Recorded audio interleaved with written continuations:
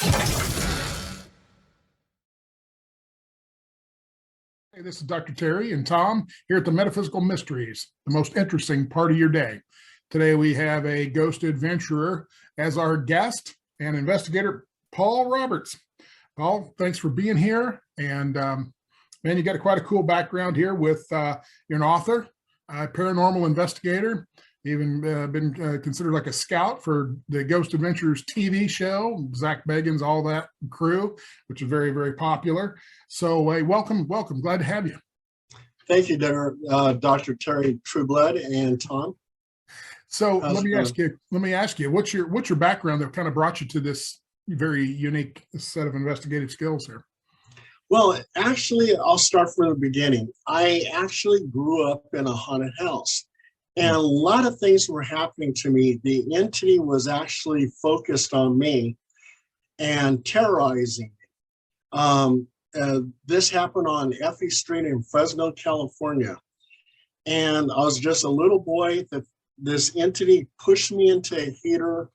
It would make me sick. There was one time where I was coughing so much after the entity came to me that my mother came in thinking that she was giving me cough syrup, and she gave me poison. Wow. And she made me throw up, get it out of my system and everything else. And I was just, there was this one time where I'm looking out the bedroom window, and I hear my mother's voice in the orange grove, and it's saying, "Come here, Dale, come here." Dale's my middle name. And my mother was in the kitchen, but it was trying to entice me to go into that orange grove, and God knows what would have happened to me if I had went to that orange grove. So as I got older, I started thinking, was that childhood nightmares, or did something really, truly happen to me? So I started reading all kinds of books on the paranormal. I started reading books from Brad Steiger. I started even getting into Ancient Aliens with Eric von Daniken's Chariot of the Gods. I was reading everything on the paranormal. Right. So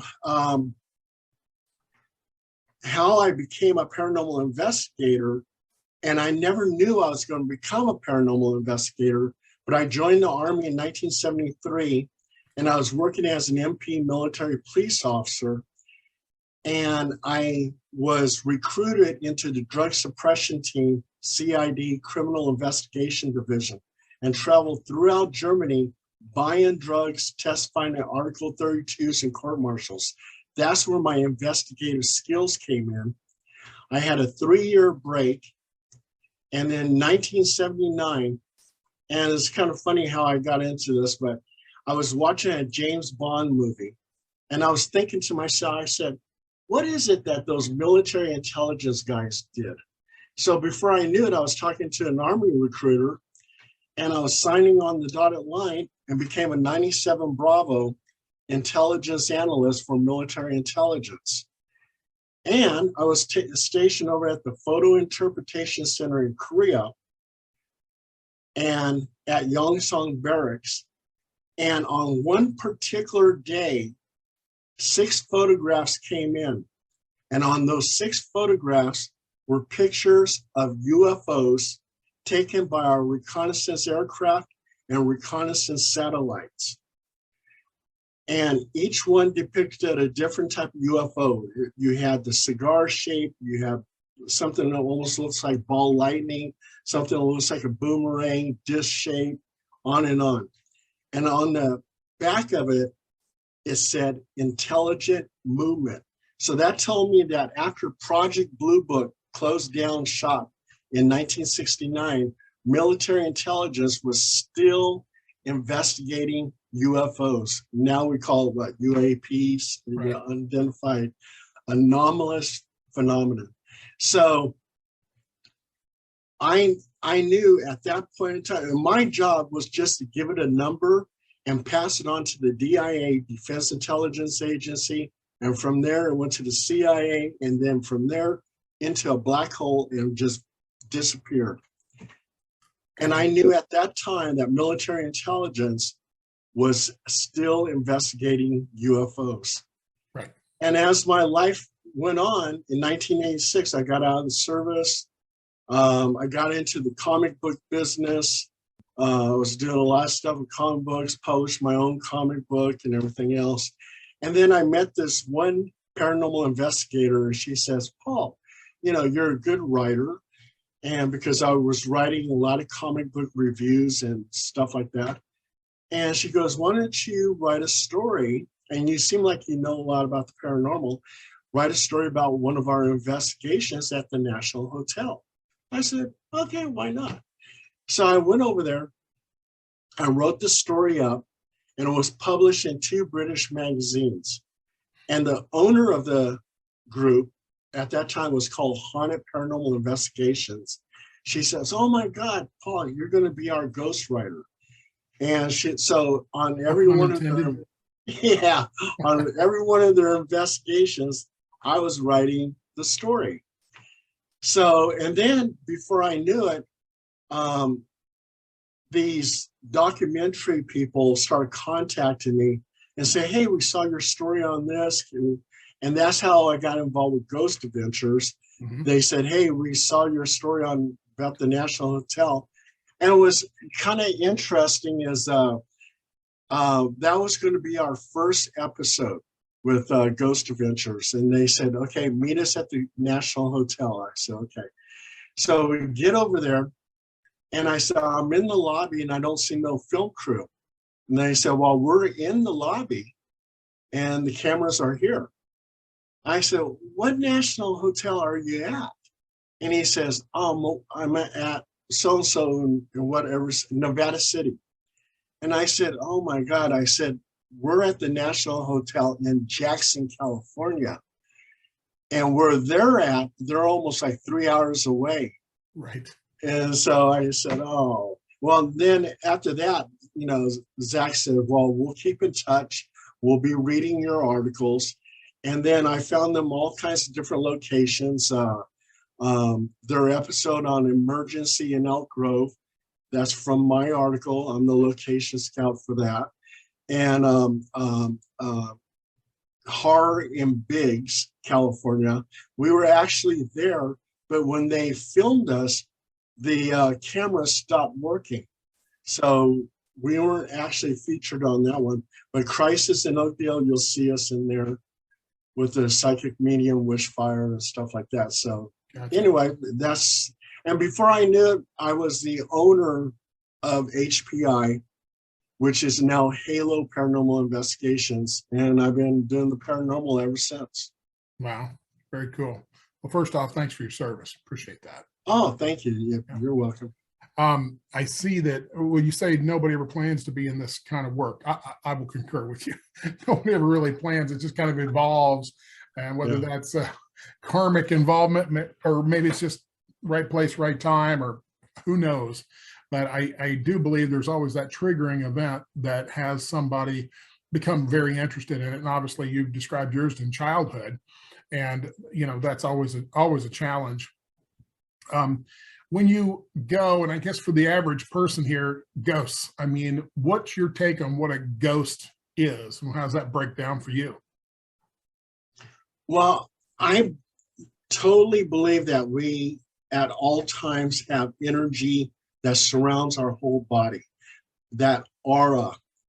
And when our bodies are gone, we're deceased, that energy can't be destroyed. It goes somewhere, and it's leaving our deceased body, and it floats out there.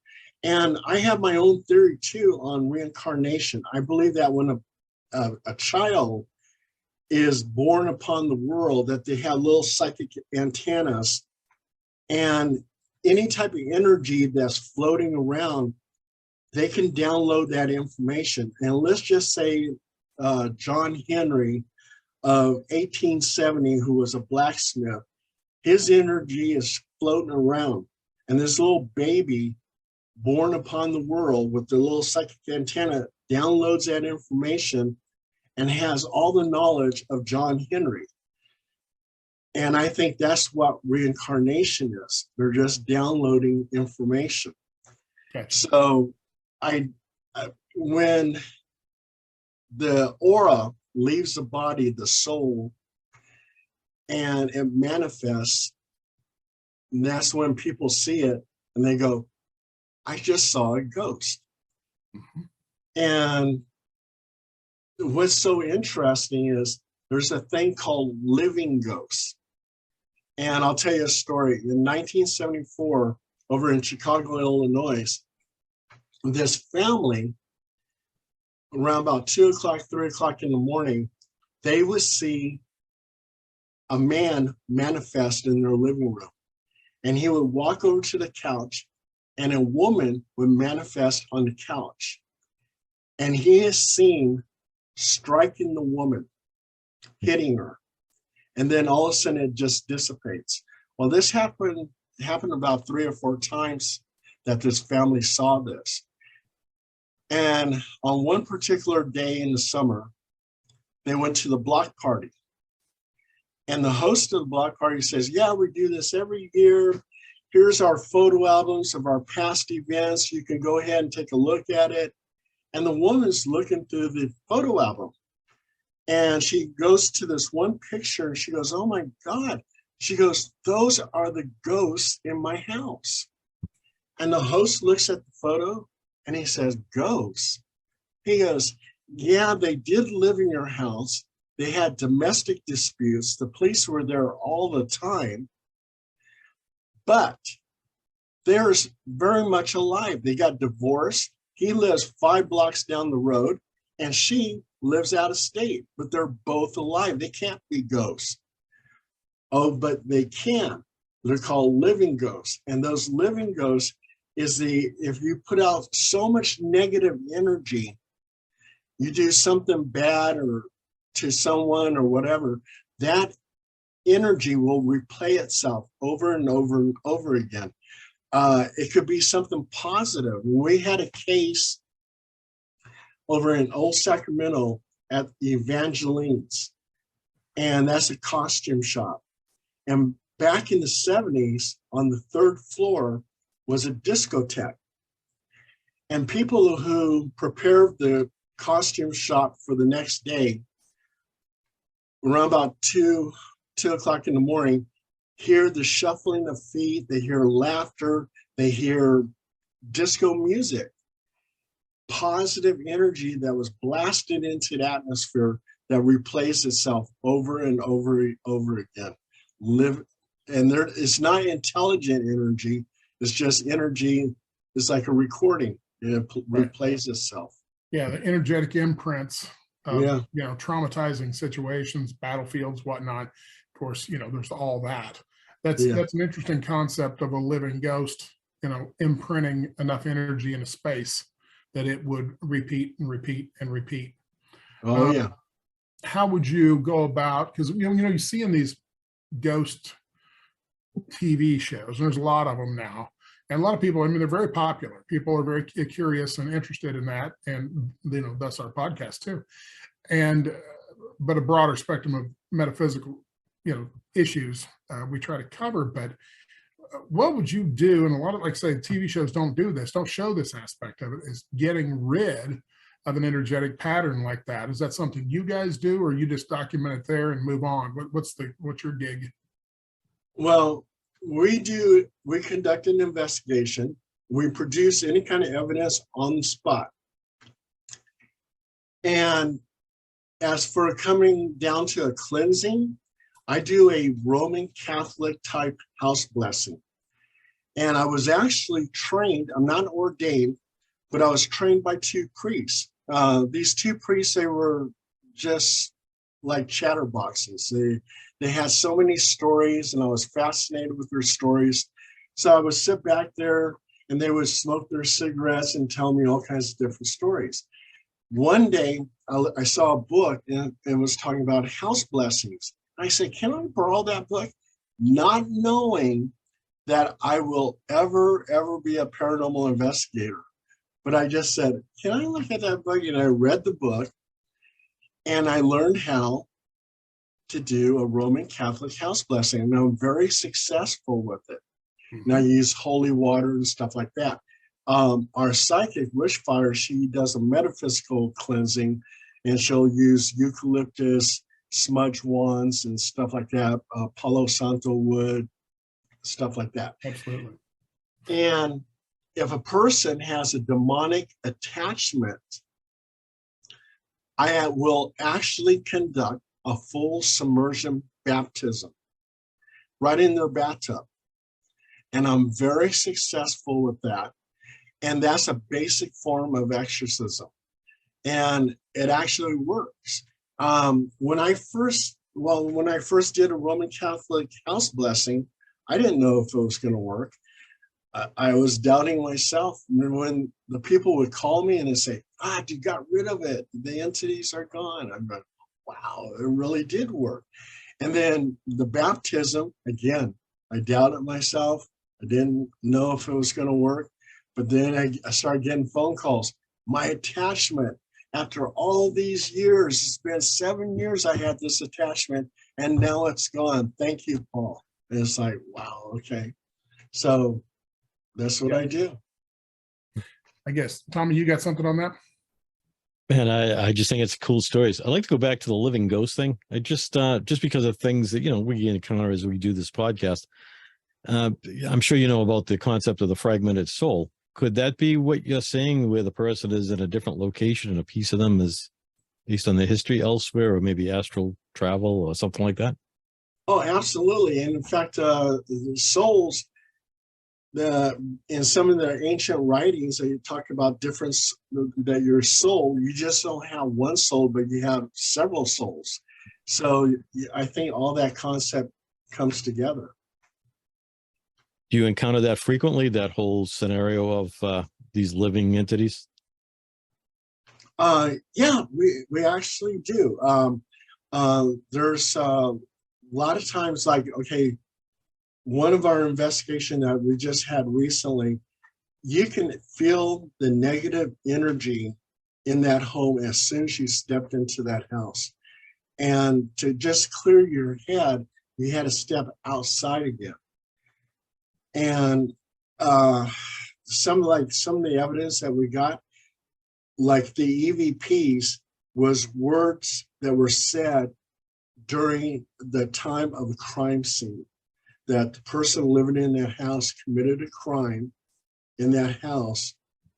And I'm not going to mention it because they told me to keep this confidential, but it was a terrible crime. It was a terrible crime. No one died, but someone was really assaulted. And I'll leave it at that. Gotcha. And the words that were said were the words that they thought he said during the time that he committed the crime. So I think it was something that was being replayed over and over again. Gotcha. Amazing stuff. Well, thank you, Tom. So for our listeners that are out there and they think they've got a ghost or some entity in their house, what's your recommendation? How to get rid of it themselves, or, do they really need to seek out a priest or an exorcist or metaphysical person, Reiki master, whatever? What's your advice that you normally give to just Mr. and Mrs. Joe Sixpack out there that just, come home or they got a new house and they get here and things go bump in the night? Well, they can actually self-bless their own house. And I usually, like, people who call me from out of state, I'm not a rich guy where I can just jump on the airplane and head to Illinois or Boston. But I've been to Boston, I have to tell you, but that's another story. But anyway, what I do tell them is that they could go to the Dollar Tree store and pick up some angel figurines. And those angel figurines need to be dipped in holy water and say a protection prayer to each angel figurine. And take those angel figurines and put them in all open areas of the house, by the windows, by the doors, everything. Get it all covered. And now that they've been dipped in holy water and you said a protection prayer to each angel, you step in the center of the house, take command, be strong in your words, and do a protection prayer and ask for God's angels that protect your home through all the angel figurines in the home. And a lot of people who call me from out of state, I told them to do that, and they said it worked. Yeah, a lot of people have a lot of interpretations about angels, energy, so on and so forth. Their social conditioning when they were growing up, typically church related, I think has a significant imprint on most people as to how they go about it. And a lot of people, from my experience doing similar work, is that, a lot of people want ritual. I don't know if you actually have to have ritual, but a lot of people want ritual. Tell me what to do. Do I do this, this, and this? And then that happens. But I always, for the people that are a little more advanced, I tell them, ritual's fine, but all it is a way to focus your mental energy to get a result. And could you do it without it? Well, yeah, if you were advanced enough in your belief systems and so forth, I think you could. Do I believe the ritual serves a purpose? Yeah, I believe that too, because the person will know that they need that ritual done, and they believe in it, so that increases their focus and their energy to push out other energies. Because some people believe angels are not actual living beings, but energy, a certain face of God, if you will, or designed and similar to chakras. I mean, you get all kinds of, and then other people say, no, they show up and they're there. Okay, and I'm not saying one or the other is correct. Have you had an opportunity to interact at that level with angelics or anything? You mentioned the rituals and stuff like that. A lot of times when I do the Roman Catholic house blessing, the occupant will say, "Oh, should we do a prayer from the Bible or say this and say that?" As I walk through the belly of death and all this, and I tell them no. I said, "Be original. Say your own prayer. Ask for your own protection."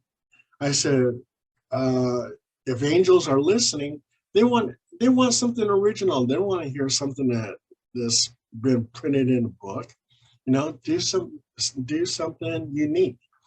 So that's what I tell them. You don't have to go through any kind of ritual or anything like that. Just do this, believe in it, it'll help. Gotcha.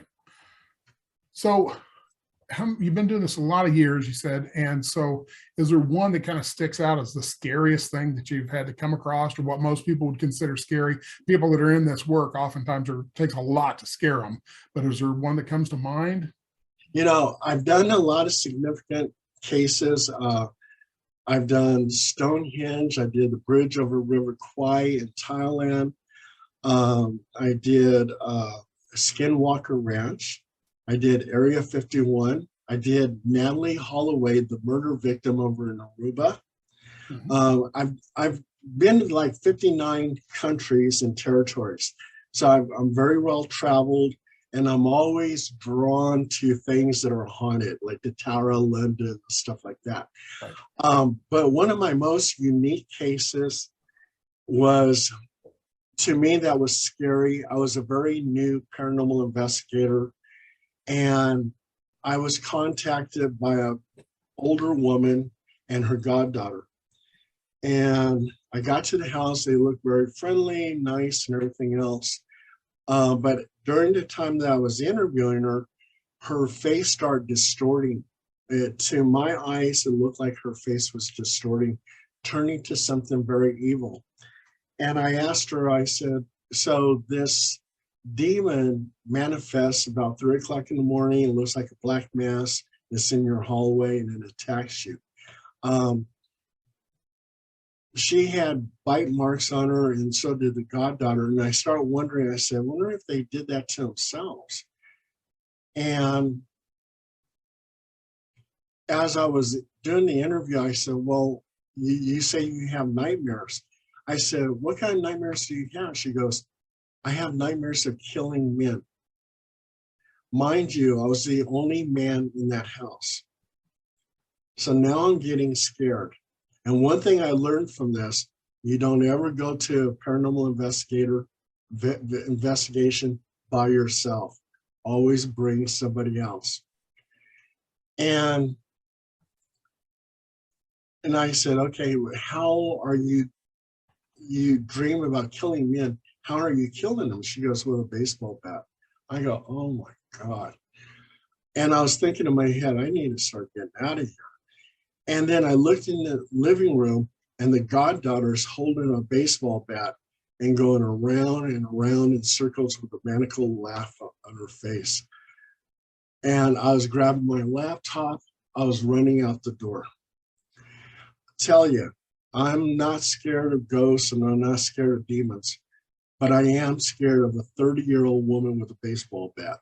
So that was one of my most scariest moments. And I do think something was possessing them, but I'm not going to stick around, especially if they have a baseball bat. Did you ever get a follow-up to that story? Did anyone ever intervene with them at all or anything? Do you know? Not that I know of. I think they did try to contact another ghost hunting group, and I told them the story, and they weren't interested. So, yeah. That would definitely have your attention. That's for sure. Oh, yeah. Oh, yeah. So what's your advice to people? I mean, you've been doing this a long time. Should they encounter any of these scenarios that you're describing? What have you found to be best practices, so to speak? If you're going to do a paranormal investigation, it's good to have your team with you. Okay, so if any kind of, I've seen some crazy things. A lot of my cases are demonic, so I've seen a lot of crazy things. I can't even describe everything. I have never seen anyone crawl on the ceiling like in the movies, but I've seen stuff that makes you nervous. If you were there by yourself, even with another person, it would make you nervous. Absolutely. It's good to be safe. There's safety in numbers. I would absolutely agree with that. For our guests, we're just going to take a quick pause here. We had a technical issue, and we will be right back with you. Okay. So, Paul, I don't know what happened, but Terry got dropped. Yeah, I saw that. So let's see if we can get him back in here.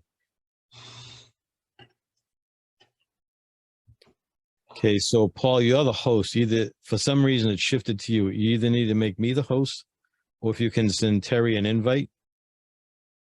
Okay, how would I do that? Good question.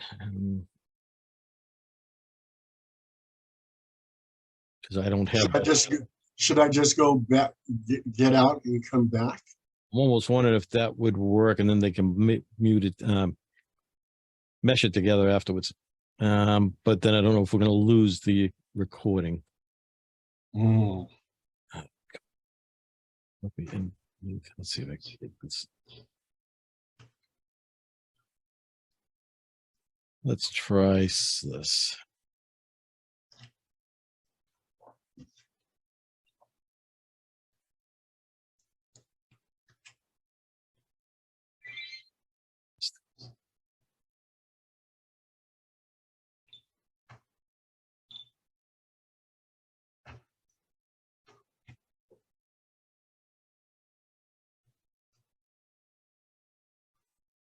Okay, he said he's trying to connect, but you got to let him in.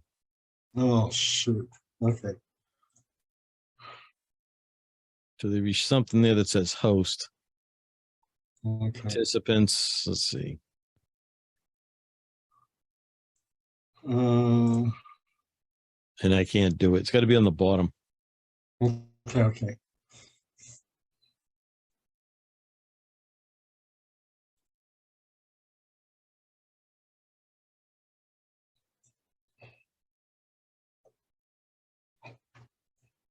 No luck. Nothing yet. Shoot. Launch meeting. Huh. Let me see if I can get it from here. I don't think I can.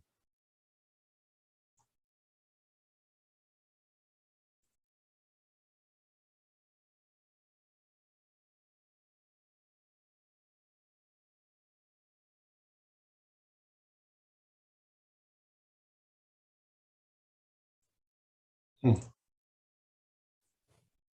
I don't see. Hello, gentlemen.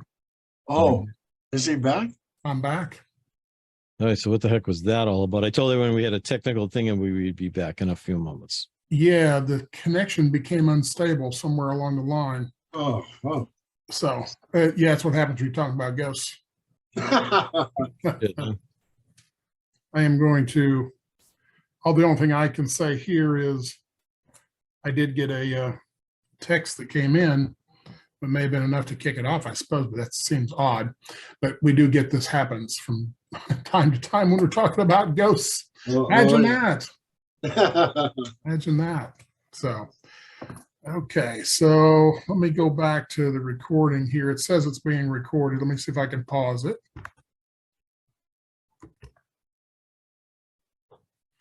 Okay, folks, we had a little technical snafu there.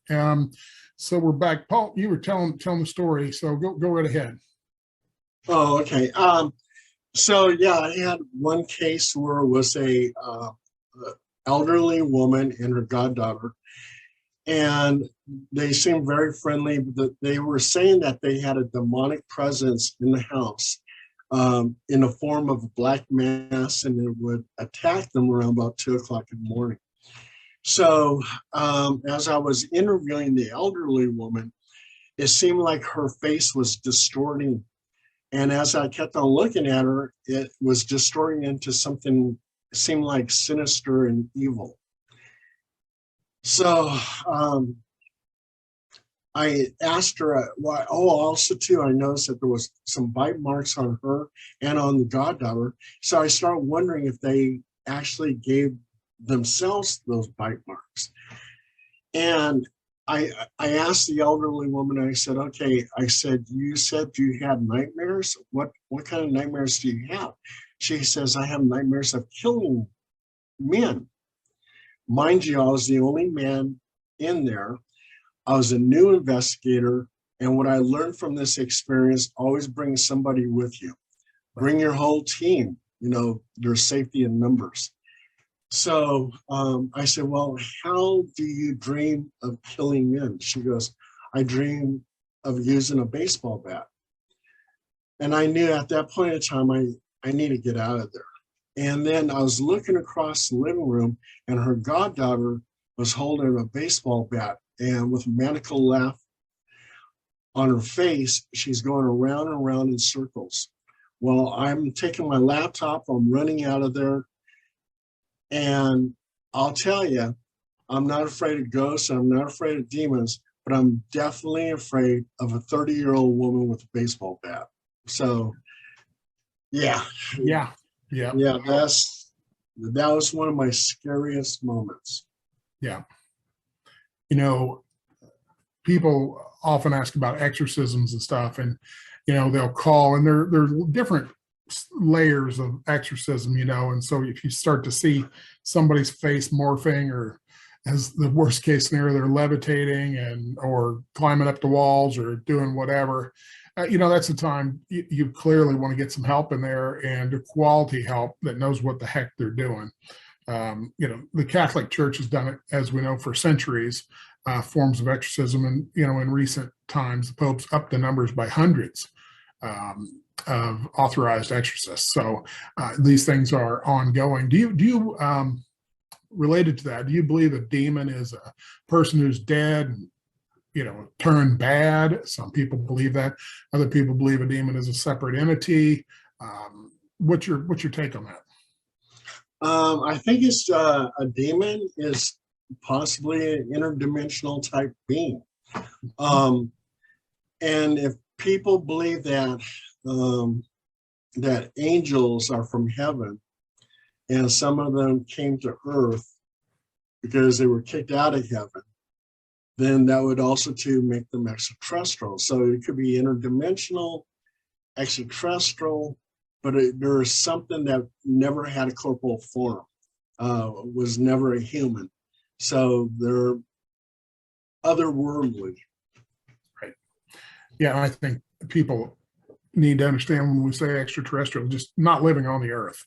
And if angels, if you want to do the classic church version of that, then they are extraterrestrials. They're off Earth. Yeah. You know, Exactly. and what planet did they come from? Who knows? Did they not come from a planet, or they an energy, or are they created by God, or are they their own thing? I don't think anybody really knows, because I get all kinds of different ideas going down the line of what constitutes an angel. Maybe versus a guide, maybe versus a spirit, maybe versus other things. But angelically speaking, from I will say one thing seems to be a very constant in that is they're inherently very, very good and loving, and you'll feel that right off, and you'll be attracted to that. Whereas a demon is an entity where it's deceitful, lying, very evil, and it gives you the creeps because your body has built-in signals for all that. You know, whether the people tune into that or not depends on their level of, you know, advancement, I'll call it, you know, for lack of a better term. But now, as it relates to authorship, you've written, so you want to tell us about your work? Oh yeah, yeah. I've written several books. I think I got something like 73 books out there. Wow. And they're all about my paranormal investigations, my research on cryptids, on UFOs, everything. So it's everything paranormal in there. And I even throw in, because I used to be in the comic book business, so I have some comic book artists like Richard Basir, William Carlisle, Thomas Ahern, who are comic book artists who will draw certain pictures for me so I can throw them into the book. So yeah, I got a lot of books out there, and they're easy to find. All you have to do is just Google Paul Dale Roberts books, and they'll start popping up. Awesome. Now, who do you publish with? Is it a company? Yeah, Lulu Publishing. And some of the books, when it goes on global distribution, it goes to Amazon and goes to Barnes and Nobles and places like that. Gotcha. I see. Now, cryptids, for the listening audience, if that's a new word to them they haven't heard, you know, those are basically what we would consider unknown, potentially existing animals that need to be checked out. I mean, the classic comes to mind is Bigfoot, that kind of thing. Tell us about some of the different cryptids that are potentially out there that people might want to be aware of. Well, you got the Chupacabra and your Bigfoot, Mothman. We had 2 Dogman cases right here in the Sacramento area. In 1952, a Dogman was sighted. A lady was watching TV when she was 12 years old. She was looking out the window and she saw the face of a dog looking at her. And for it to be bipedal looking through that window, it had to be almost like 7 feet tall. Wow. So, and then she saw it out in the field and it was on all fours, and then it was bipedal. And then in 1962, Laguna, here in Elk Grove, at Laguna Creek wetlands, they saw a Dogman. This guy, his mother saw the Dogman in 1962, wandering around in fields, chasing a rabbit and everything else, and it was bipedal. And she said it was about 6'5". Right. So, and we had a Mothman sighting at the Tower Bridge in Sacramento. Yeah, so. So I know you went out to Skinwalker Ranch. What's your take on that? What's your theory? I mean, everybody's got one. What's your take? I mean, because clearly Travis Taylor and company are out there doing research, and it's on television and so forth. So what's your take on what's happening there? There is definitely something going on. I think it's on a ley line, which generates a lot of energy that UFOs are attracted to. Ley lines, if they're able to consume that energy, it'll be like their gas station. Maybe those ley lines also too take them into interdimensional portals. When Bigelow and his team was out there, One of the scientists claims that they saw a portal open up in the sky and a Bigfoot creature walking out of the portal and into the woods or the fields. And when I was there, I wasn't actually physically at the ranch, but I was in the valley where the ranch was at. Right. And the whole valley is mystifying. There was a huge storm when we got there. I mean, huge. It was just a nightmare. And we were trying to set up the tents, and I was falling on my face, getting mud all over myself and everything else. But we heard this one screeching sound. It was just so loud. And my recorder was on, but when I played the recorder back, the pitter patter of the rain was so heavy, that's all you can hear. And also too, the skies opened up and something, which is a natural phenomenon, ball lightning, seemed to zip out from the sky and crash into the earth and then explode. And that's the very first time I've ever saw ball lightning. And that was a very unique experience. The very next day, one of the investigators who came with us, she had pneumonia and we had to go back. So it was very disappointing because I wanted to stay there for like 5 days, but she was so sick, I had to get her back to California. Gotcha.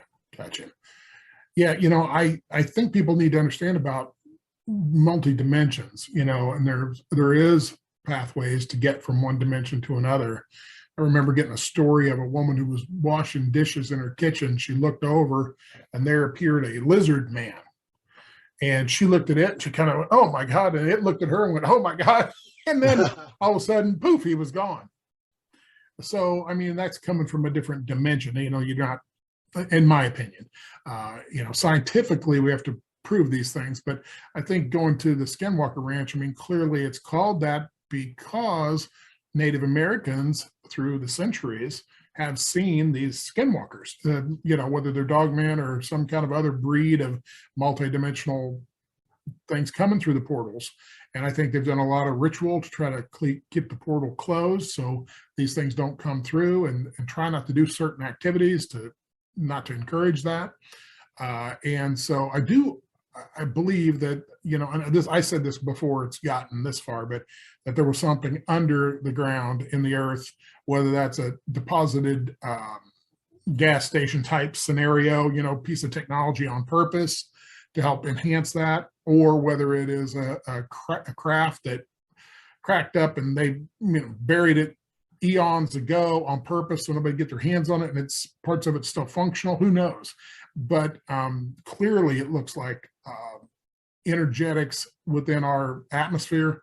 And if there's a portal, then it's atmospheres in parallel, if you want to call it universes or dimensions or whatnot. That's a lot for the average person to wrap their head around. And I think they have to do a tremendous amount of personal research to finally get to the level where they can go, you know what? I kind of think with the evidence that we know right now, keeping an open mind, but with the evidence we have right now, that's kind of how I have to lean towards that. People need to get there on their own accord and so forth. So we definitely live in a multiverse. Yeah, multiverse is a go-to thing. I mean, clearly you talked about comic books and they get the Marvel movie stuff, and that comes out of the minds of men and women, and where do we come up with that? You access data outside of your brain, we know that. And so you're getting it from the universal consciousness. The Akashic records. The Akashic records, absolutely. For those in the Christian world, that's just the Book of Life is the thing, but in Sanskrit, it's called the Akashic records. And it's supposed to be a record, energetic record of anything you've ever done, said, thought, and so on and so forth. Edgar Casey and company, they, the great psychic, sleeping prophet, if they called him, did a tremendous amount into the Akashic records, and a lot of other people are doing that fairly regularly. This concept of the thinning of the veil, and people talk about this. And for our listeners, I want to say thinning of the veil has a lot of implications. In other words, lets you access Akashic records better, lets you see ghosts better, lets you see other entities better.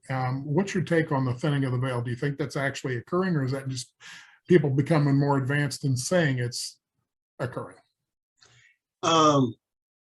It must be occurring for other people, but it doesn't occur for me. I'm not psychic at all. I depend on my little gadgets and stuff like that. We have a very good psychic medium named Wishfire, and she has proven herself many times before. One of the things that was really unique is we're in Elk Grove, and she tells me to go ahead and park in this empty parking lot. I said, why? And she goes, there's something in the sky. And I'm looking in the sky and I don't see anything. And she snaps a photo, and there's 3 UFOs in that photo. And that photo was actually published at 410 Times Magazine. It was a very unique photo. Ufologists looked at it, they couldn't dispute it. And we made a report with MUFON. And so that was one time she proved herself. And there was another time we were at a paranormal investigation, and she goes, take a picture of this couch because it's sitting on the couch. So we take a photograph, and there's this orb hovering over the couch.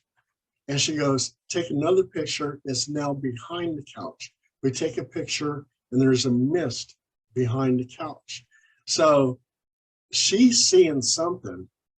I just don't see nothing. So, the veil opens for a lot of people, but not for me. I get it. In law enforcement, which we've all had law enforcement experience, there is a thing called the preponderance of evidence, which is in civil court and so forth, where it's, kind of 51% in your mind that this exists. And then beyond a reasonable doubt, which is in criminal court, it's, 90+% likely this occurred. As it relates to Bigfoot, where do you think we're at on that scale? Bigfoot is very unique. I mean, here's a creature that people see, and then there's no dead body. There's nothing, solid evidence of Bigfoot. And I think Bigfoot is actually interdimensional type being. It goes from our reality to its reality. Right. It might come into our reality, eat a few berries, build a couple nests, but it doesn't leave any other type of evidence, So I did a Bigfoot hunt in Mount Shasta, and I did a wood-on-wood type communication. The Bigfoot is known to communicate by hitting a tree with wood. Right. And that's what I did. So I hit this tree 3 times, and right behind me in the creek, you can hear 3 rocks hit the creek. Well, bears can't pick up a rock and throw it into the creek. There was no people around except my investigators, and they were next to me, and I would have seen them if they threw a rock in the creek. So I think a Bigfoot was actually communicating with me. And also what's kind of unique about Bigfoot is that it seems like it's associated with unidentified flying objects, because UFOs, people who see UFOs see sometimes Bigfoot afterwards, or they see Bigfoot and they see UFOs afterwards. And there's one hunter who actually claims that he saw Bigfoot doing labor work for the Greys, and they had their ship parked there, and they were doing some kind of labor work. I used to work for the Department of Fish and Wildlife. Mm-hmm. I'm retired now. And I talked to many hunters, and they're strong believers of Bigfoot. In fact, I talked to some hunters who actually claimed they encountered Bigfoot. And this one hunter told me that he knew a hunter who actually shot at Bigfoot and that it blew up into sparks. So that tells you right there, it probably goes from matter to energy, energy into matter.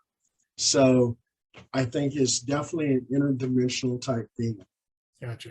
There's a lot of researchers and authors that believe that, and I will say that I talked to one guy who was doing a meditation inside of a cave one time, and what came to him was Sasquatch, and he was literally telepathing with them, and he had a group of them, and he was stunned. He was like, and this was a law enforcement guy, and he was stunned. He was like, holy crap. And then I said, well, what did they have to say? And he says, and what are they here for? And that kind of thing. And he says, they were here to help the planet. That's what their function is, and so forth. So, but he said they were very kind, they were gentle, there was no threat or anything like that. They were just actually speaking with him. And of course, now a lot of people think, well, you're just nuts and you're making it up. Not this guy, not this guy. No, he was stunned. He was like, that's the last thing I thought was ever going to show up in a meditation was a Sasquatch. But it was very clear that's what it was to him. And so I know Darren Owens, he's got the book Becoming Masters of Light. And he also is a psychic type person. He believes that exactly what you said, a multidimensional or interdimensional type, animal of sorts. And since we haven't bagged one, so to speak, as a hunter would say, until that happens in some capacity, which if they can zap out instantaneously, it's never going to happen. Do I think some of the video is true? Yeah, I think a lot of video is absolutely true. And I think, made it to the point of a presumption of the evidence for sure. I think in a civil court, you could prove, yes, this does exist. We don't necessarily know everything about it, but I think it does. Beyond a reasonable doubt, I don't know that we're 100% there yet. Not quite enough evidence. There's tons of, footprints and all the stuff they do out at the University of Idaho, whatever. And that's good. And it needs to keep going it's going to have to satisfy the most suspicious among us, and until there's a dead one, there's stuffed behind the bar somewhere or in a museum, nobody's going to actually believe it, I don't think. Totally. So, Tommy? Well, I have a question for you. I mean, you have one heck of a story from beginning, to today. For the audience, if you had to pick one incident that really stands out as like, wow, this kind of symbolizes my whole thing, what would that be? You would like my best investigation? Yeah, the one that stands out, means the most to you, or just okay. memorable. Yeah, that would actually be a house in Citrus Heights. It made me a believer. When I was a new investigator, I heard the EVPs and everything else, and I go, okay, well, that could be a voice from another room and stuff like that. For a while there, I almost stopped believing in the paranormal because nothing was happening. Then I got to this one house in Citrus Heights, and I had these scouts, which were paranormal investigators in training. I had 15 of them. And I was in charge of this. And I put 5 in one room, 5 in another room, 5 in another room. And I said, let's just hang out here for a little while, see what happens. Well, 5 in this one room were practically falling asleep because nothing was happening. I go into the next room, they're practically falling asleep, nothing was happening. And I go to this other room, and all kinds of stuff was happening. There was knockings on the walls. There was a time where it actually sounded like the Cenobites from Hellraiser.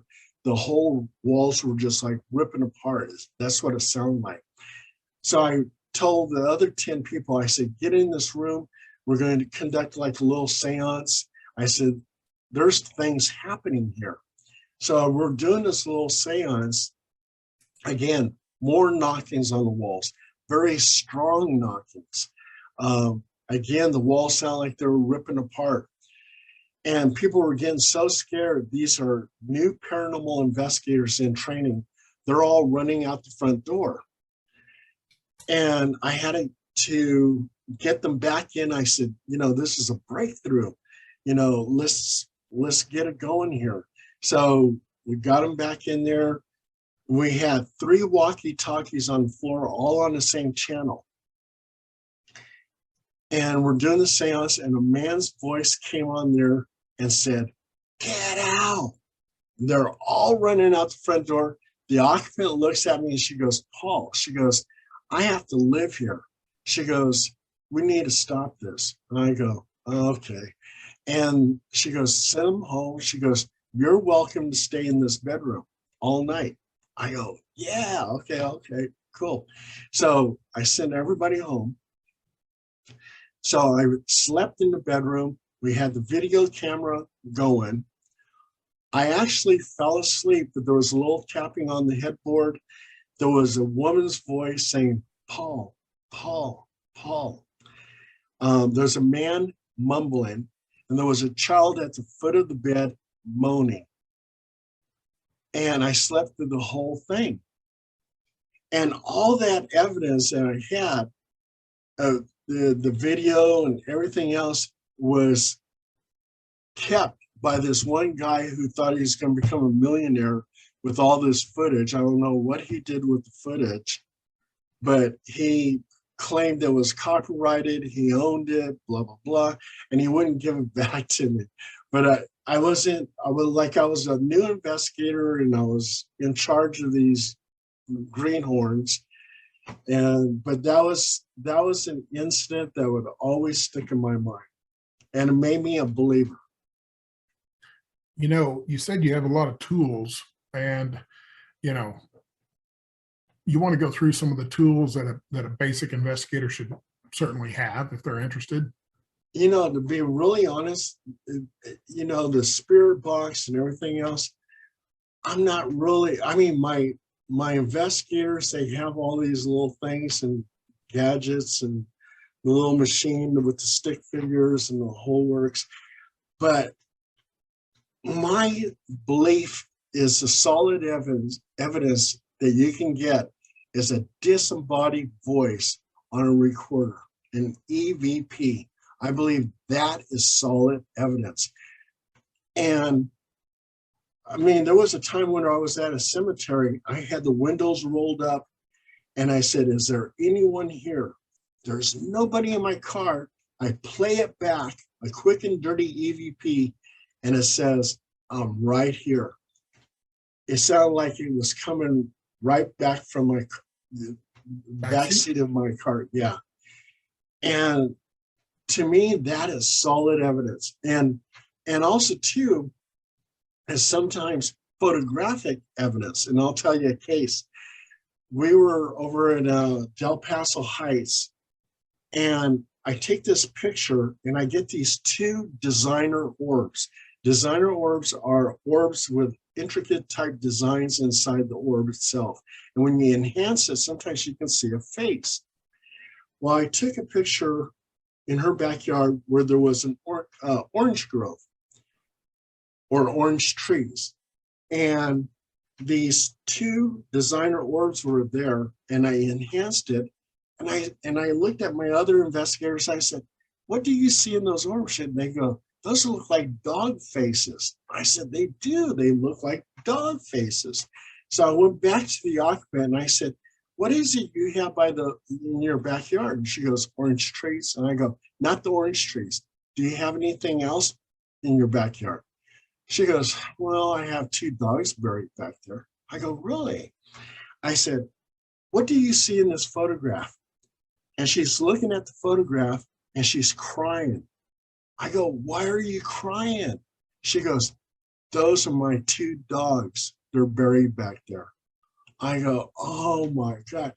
And something like that I can deem as paranormal. That is, to me, is evidence. Photographs and EVPs. Everything else is just, it's helpful, but it's just like even if a psychic says, "Oh, there's a ghost over there." Well, we need to prove it. We need to get some photographic evidence that there's a ghost there. And I'll tell you, here's another case I just popped in my head. But we had this one house where Emily, the ghost, was haunting it. And she would drain the energy from the occupants. And one of my investigators during that investigation says, "Oh my God, I feel weak. I feel dizzy." I said, "Take a seat." I said, "I wonder if Emily's draining energy from you." I said, "Emily, if you're listening to me," I said, "sit on his lap." So I take a picture and there's an orb hovering over his lap. I said, "Wow, this is showing me intelligent movement, like those UFO pictures." And then I said, "Emily, if you're listening to me, kiss him." And now 2 other investigators, and we're all taking pictures, and we get an orb on his mouth.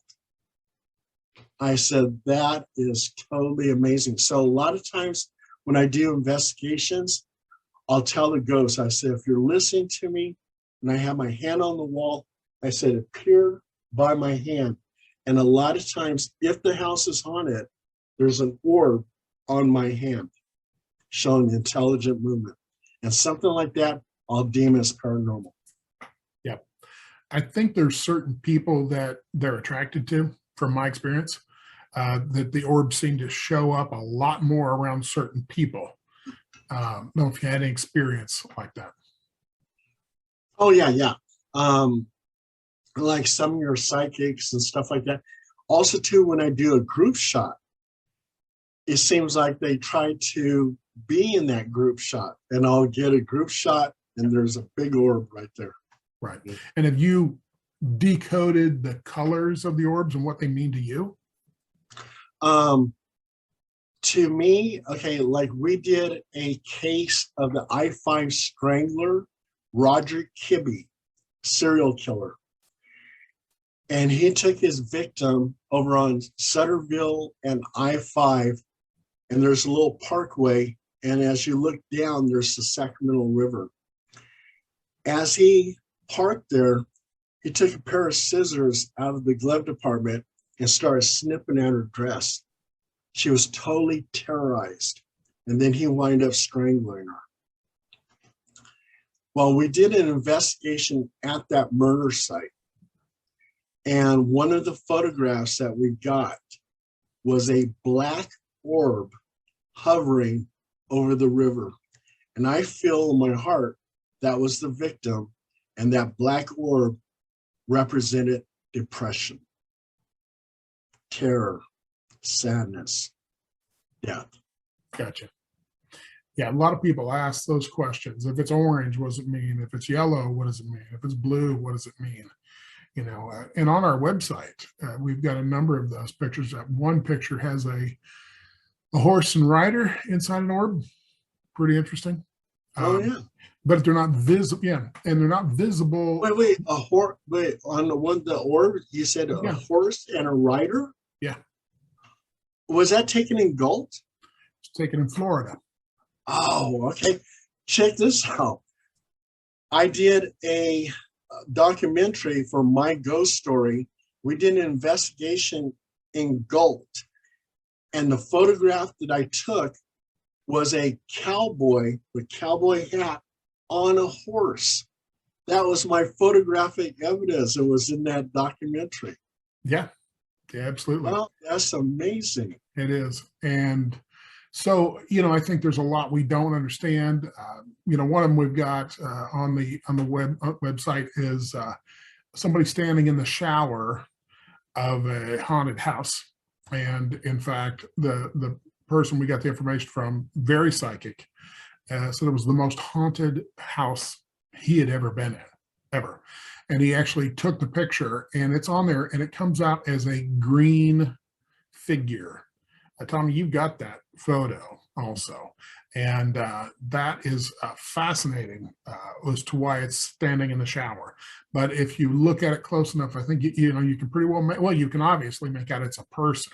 it's got all the same shapes, but it's oddly shaped, but it is a person. And yeah, so we collect, because we got a lot of people all over the United States and beyond the world that listen to the podcast.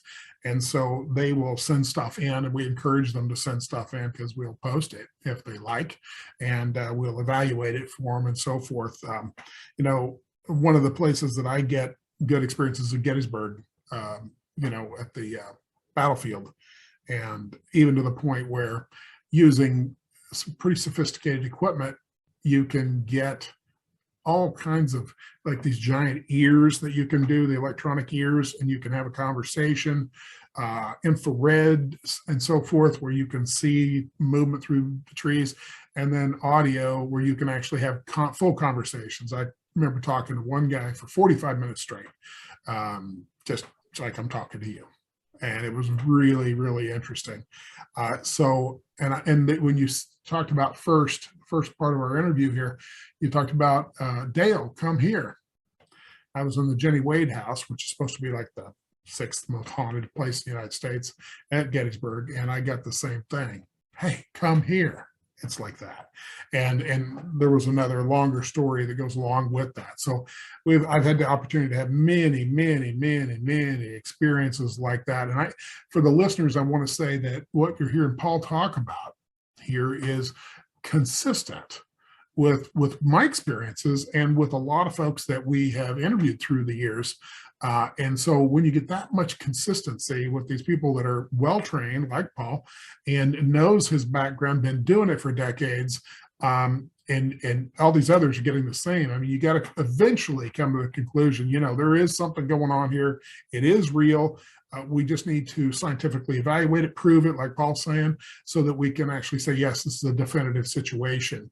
And then whatever steps we need to take to either remedy that or stay away from it or whatever the case may be, because I don't know, other than trying to move people, if you got, I call them earthbounders, people that haven't gone through the light.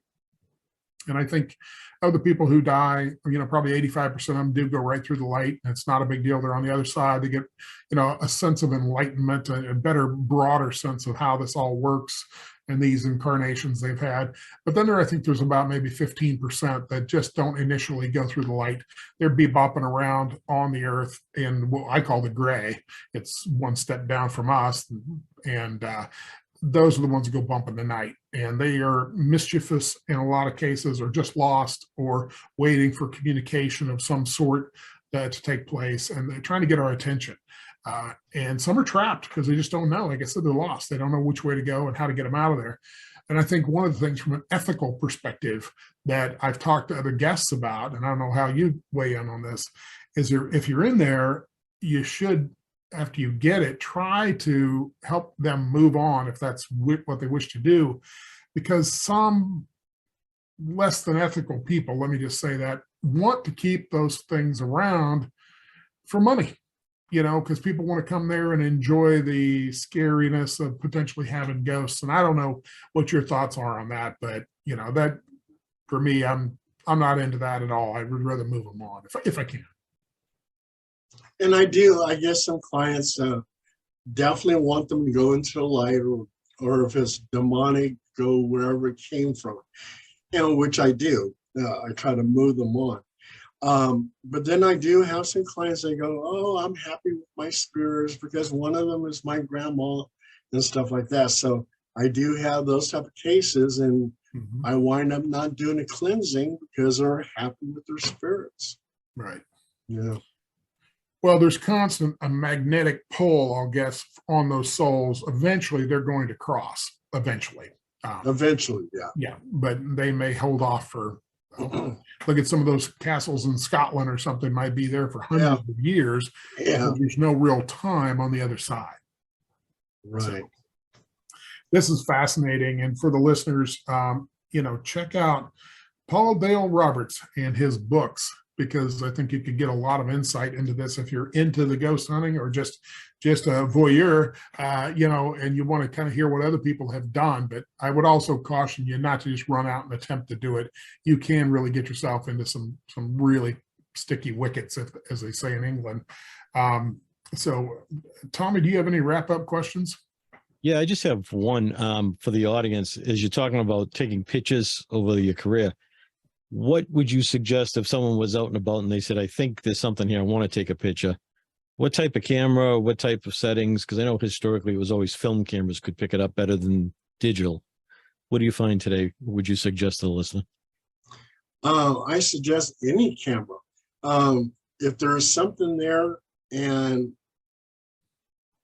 if you're taking a picture, it should show up. And it seems like we've actually captured some very good anomalies just with a digital camera. Awesome. Well, thanks for being with us today. It's been one hell of a story and a pathway that you've taken. A lot of twists and turns, but what you're doing is awesome for everybody. So thank you. Well, thank you so much, Tom. I really appreciate being on the show. Dr. Terry Trueblood, thank you for having me. It's been a fun adventure. Fantastic. Well, we appreciate it, and we want folks to go out and take a look at your books, and we will be in touch soon. And for everybody here at the Metaphysical Mysteries, I want to thank Paul for being here and you for listening, and we will be back soon with another guest. Thank you very much.